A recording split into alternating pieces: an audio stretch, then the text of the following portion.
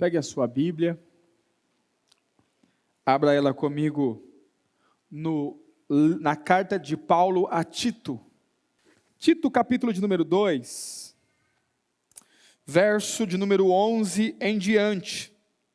O texto diz assim: porque a graça salvadora de Deus se há manifestado a todos os homens. A graça salvadora de Deus se tem manifestado a todos os homens, ensinando-nos, a graça que se manifestou, está nos ensinando que, renunciando à impiedade e às concupiscências mundanas, os desejos da carne, vivamos nesse presente século, sóbria e justa e piamente. Então olha para mim, presta atenção.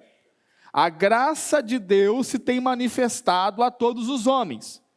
Quando a graça de Deus se manifesta a um homem, essa graça ensina esse homem a viver, de que forma? Renunciando à impiedade, diga impiedade. Impiedade, o que é impiedade? Obras de ímpios. Impiedade é a obra que os ímpios praticam. Amém, irmãos? Então, a graça nos ensina que nós não devemos viver, nos comportar como os ímpios. Os irmãos estão aí? Olhem para mim, preste atenção. Quando se prega um evangelho da graça, que leva os cristãos a viverem como ímpios, tome cuidado. Os irmãos estão aí? Tome cuidado, porque isso pode não ser o evangelho. Porque a Bíblia, o apóstolo Paulo está dizendo que quando a graça de Deus se manifesta a um homem, essa graça ensina esse homem a rejeitar a impiedade, ou seja, a rejeitar as obras que os ímpios praticam. Os irmãos estão aí? Conseguem entender isso? Olha para mim, o evangelho não deve produzir em você o comportamento dos ímpios. O evangelho tem que produzir em você a rejeição pela impiedade. Os irmãos estão aí? Quantos estão entendendo isso? E rejeitando também as concupiscências mundanas, ou os desejos mundanos, para que nós possamos viver de forma justa, de forma piedosa e de forma sóbria. Amém? Verso 13, para quê? Aguardando a bem-aventurada esperança e o aparecimento da glória do grande Deus e do nosso Salvador, Jesus Cristo. Olha para mim, a graça de Deus me ensina a não viver impiamente, ou seja, não ter o mesmo comportamento que os ímpios. A graça de Deus que se manifesta a mim, também me ensina a rejeitar os desejos mundanos. E essa graça me ensina a viver de forma sóbria, de forma sábia e de forma piedosa, mas também me ensina a esperar. A grande esperança que deveria arder no coração de todo cristão. O quê? O aparecimento da glória de Deus e do nosso Senhor Jesus Cristo, ou seja, a volta de Jesus Cristo para essa terra. Ei, Jesus Cristo está voltando para esta terra. Quer você acredite, quer você não acredite, quer você pense, pastor, mas olha, não consigo acreditar, enxergar isso. A Bíblia declara, e tudo está cooperando e acontecendo para que Jesus Cristo volte para a terra. E isso vai acontecer muito em breve. Amém, irmãos? Olha o verso 13. Aguardando a bem-aventurada esperança e o aparecimento da glória do grande Deus e do nosso Salvador Jesus Cristo. A Bíblia diz que Ele virá. Nós falamos muito, e às vezes, irmãos, me assusta, porque a grande maioria dos cristãos não tem noção do que de fato é a segunda vinda de Cristo. Quando se fala em segunda vinda, a igreja como um todo tem um olhar assim bem geral sobre a coisa, né? Não, eu sei que Jesus Cristo vai voltar. Tá, mas Jesus Cristo vai voltar como? Quando? Onde? Por quê? Em que situação? Como é que ele vai voltar? Para que ele vai voltar? Quando ele voltar, aonde é que ele vai estar? Nós como igreja precisamos entender essas coisas para que se acenda em nosso coração a esperança. Qual esperança? De que nosso rei está voltando. Amém? Lembro-me que bem um tempo atrás, quando a gente era assim um pouco menos, assim, vamos dizer, liberais, nós cantávamos canções do tipo: o rei está voltando, o rei está voltando. Quantos lembram disso? Tem crente aí no meio. Aleluia. Hoje a gente canta muitas coisas, né? Canta muitas coisas, mas nós já não cantamos mais que o rei está voltando. Mas eu vim aqui para dizer para você, Jesus Cristo está voltando. Amém, irmãos? Olha para mim. O apóstolo Pedro nos advertiu que quando nós falássemos sobre a volta de Jesus Cristo e o fim dos tempos, se manifestaria alguns homens, falando coisas. Observe, que coisas? Coisas do tipo: Jesus não vai voltar. Isso é imaginação da cabeça de vocês. Porque desde que o mundo existe, as coisas são assim. Desde que eu nasci, tudo é assim e nada mudou. Observe isso. Abra sua Bíblia comigo, lá na segunda carta de Pedro, capítulo de número 3, verso de número 3. Os irmãos estão aí? Sabendo primeiramente isto, que nos últimos dias, quando? Nos últimos dias virão escarnecedores. O que são os escarnecedores? Os sarristas, amém? Virão escarnecedores, andando segundo as suas próprias concupiscências, andando segundo os seus próprios desejos, e dizendo: onde está a promessa da sua vinda? Porque desde que os nossos pais dormiram, todas as coisas permanecem como desde o princípio da criação. Ou seja, cadê o Jesus que ia voltar? Esses crentes vivem falando que Jesus vai voltar, mas cadê o Jesus que vai voltar? Jesus não vai voltar. Ou seja, essa ideia de que Jesus vai voltar é uma invenção da cabeça dos crentes. Tem muitas pessoas que pensam e acham isso. Inclusive, tem muitos crentes que pensam assim. Pessoas que creem em Cristo para a salvação, mas não creem na volta de Jesus Cristo. Porque eles olham para o mundo e desde que eles nasceram, tudo é igual. Desde que eu vivo, tudo é assim. Esse Jesus não vai voltar. Deixa eu dizer para você uma coisa, nós estamos vivendo os últimos dias e Jesus Cristo vai voltar. Jesus Cristo está às portas. E olha para mim, essa série de mensagens, de palavras que eu vou ministrar, serve-nos para nós como uma advertência. Porque nós, irmãos, com certeza somos a geração dos últimos dias. Nós somos a geração dos últimos dias. Nós estamos vivendo e presenciando os últimos dias. E como é que de fato nós temos conduzido a nossa vida? Será que nós nos importamos com isso? Será que nós pensamos sobre a volta de Jesus? Será que nós pensamos em nosso encontro com Jesus quando Ele voltar para essa terra? Será que nós nos preocupamos em o que vamos dizer para Jesus quando nos encontrarmos com Ele? O que é que vamos falar para Jesus quando de fato nós tivermos a oportunidade de estar diante dEle? Nós precisamos começar a pensar.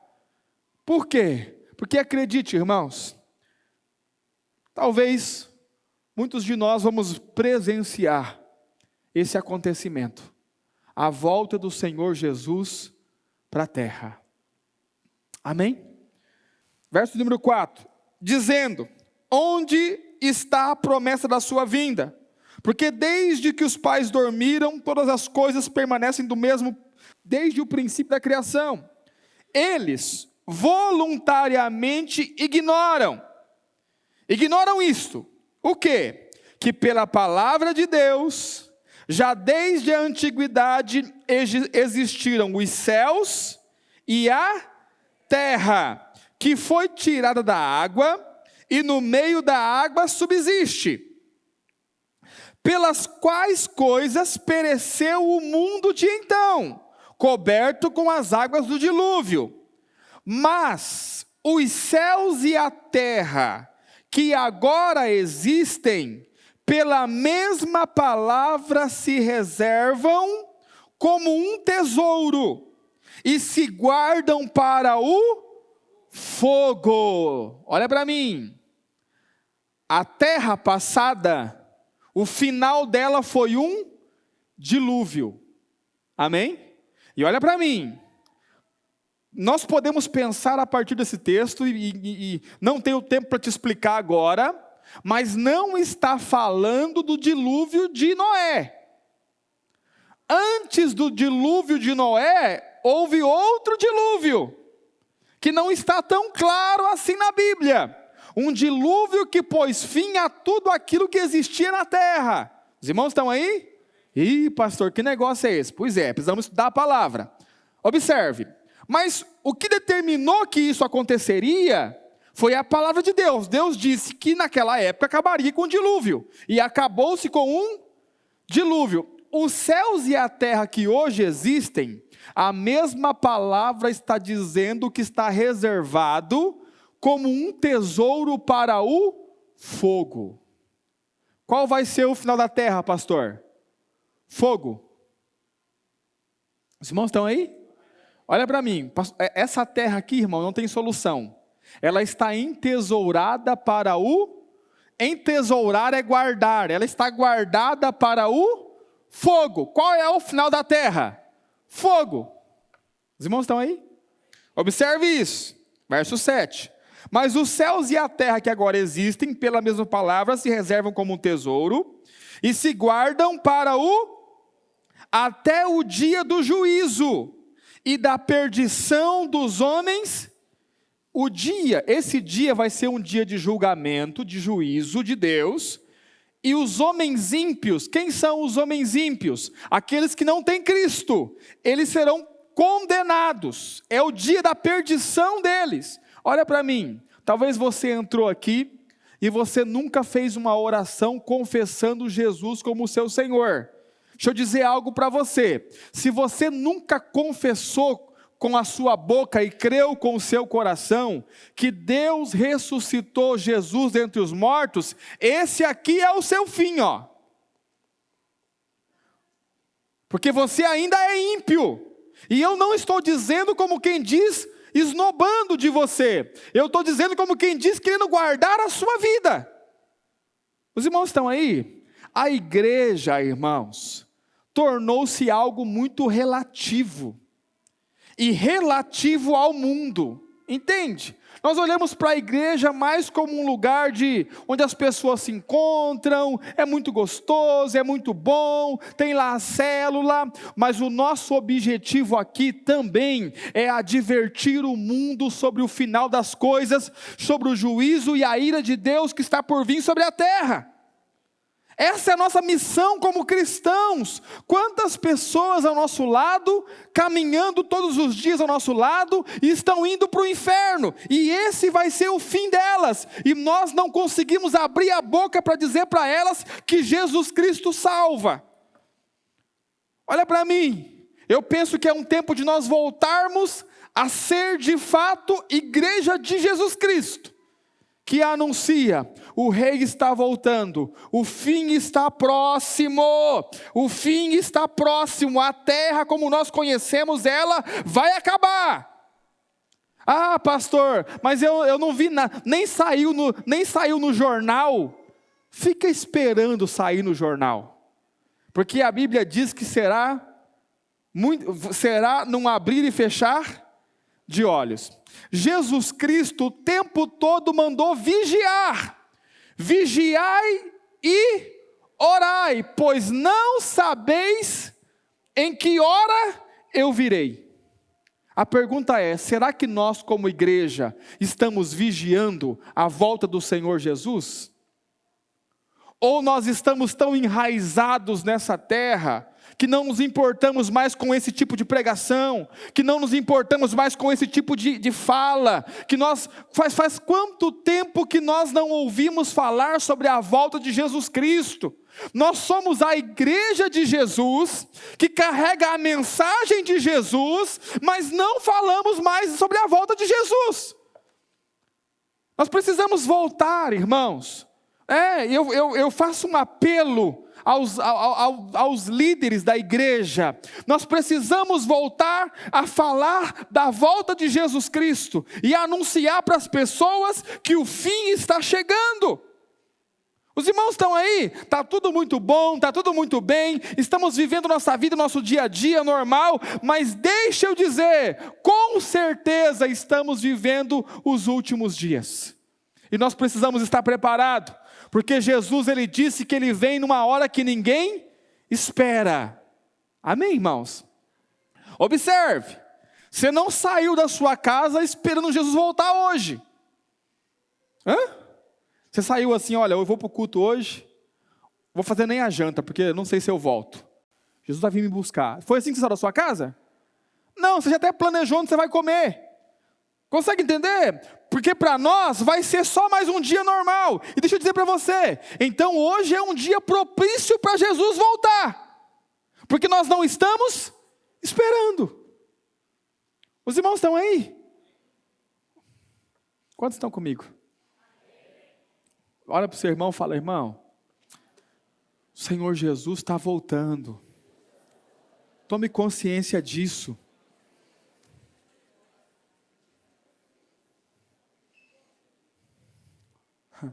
Amém, irmãos? Estou esperando os meus amigos ligarem para mim, os pastores, né, alguns amigos, e dizer, para de falar sobre isso. Isso não dá ibope. As pessoas não querem ouvir isso. Olha para mim, irmãos. A igreja deveria ser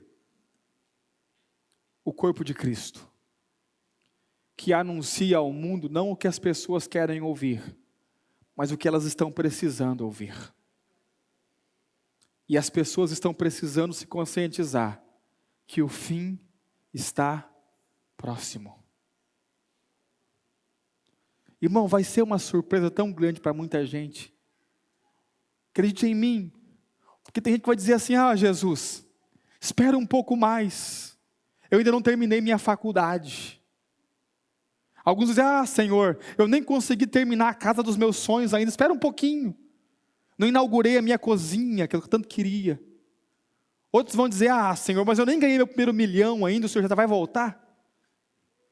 Deixa eu dizer para você, o calendário de Deus não está ajustado com o seu calendário. É você que deveria ajustar o seu calendário ao calendário de Deus. Porque o tempo está se abreviando. Olha para mim, irmãos. Nós estamos vivendo os últimos dias. Com certeza somos a última geração. Nós somos. E eu vou te mostrar por quê. Mas vamos lá, vamos continuar, olha só. Verso 8. Mas amados, não ignoreis uma coisa. O quê? Que um dia para o Senhor é como 1000 anos. E 1000 anos como um. O Senhor não retarda a sua promessa, ainda que alguns a tenham por tardia. Ele não está retardando a promessa, mas é longânimo para conosco, não querendo que alguns se percam, senão que todos venham a arrepender. Pastor, por que Deus já não acabou com a festa? Olha para mim, Deus não está retardando, Deus é longânimo. Deus, presta atenção, Deus está tendo paciência. Diga assim, por quê? Pergunte por quê. Os irmãos estão aqui? Estão em climas de férias ainda? Pergunte por quê? Porque tem gente ainda para ser salva. Então, para que algumas pessoas não fiquem de fora, Deus está sendo longânimo. Ou seja, mas olha para mim, irmãos, vai chegar um momento que aqueles que tinham que ser salvos serão salvos. E eu creio que esse momento está prestes a acontecer. Amém? E quando acontecer, irmão, então o Senhor cumprirá a promessa. Qual é a promessa? O Senhor Jesus volta para a terra e Ele vai governar essa terra. E nós temos a opção de governar junto com Ele. Você precisa começar a crer nessas coisas. Olha para mim, irmão, você precisa ser crente. Crente na palavra.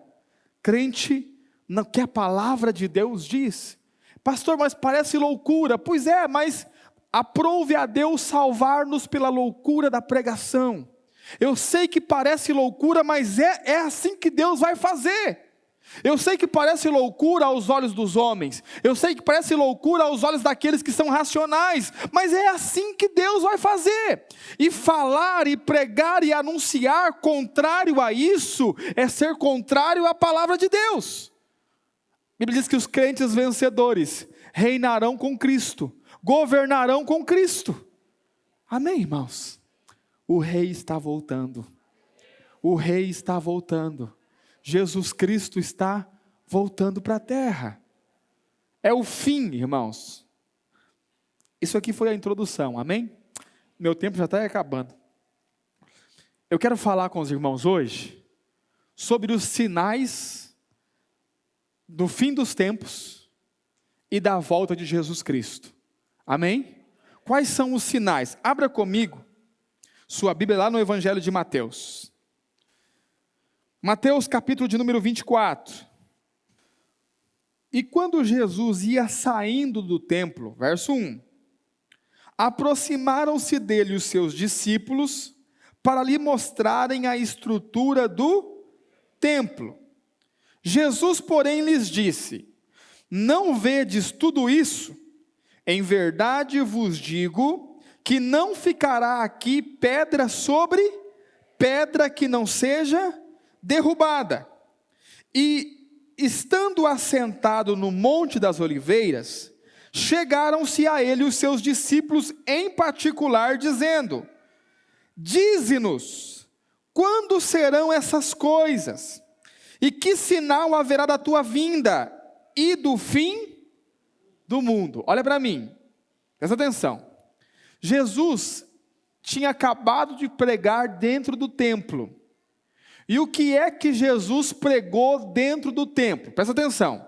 Jesus fez uma viagem, saindo lá da Galileia e veio para Jerusalém.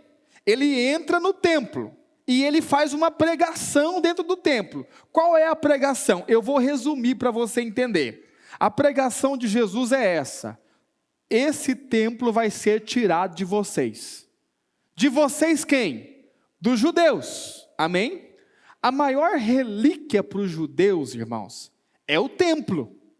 Tanto é que hoje ainda existe uma parte do muro ocidental do templo, um pedacinho de muro, e conhecido popularmente como Muro das Lamentações. Eles não gostam que chamam assim, mas é o Muro das Lamentações. E se você olhar na internet, você vai ver que eles ficam lá fazendo a oração. Aquilo ali é o que restou do templo, um pedacinho do muro.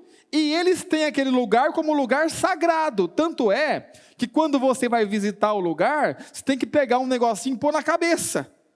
E existem canecas para você lavar as mãos, porque você está indo para o lugar sagrado. O lugar mais sagrado para o judeu era o templo.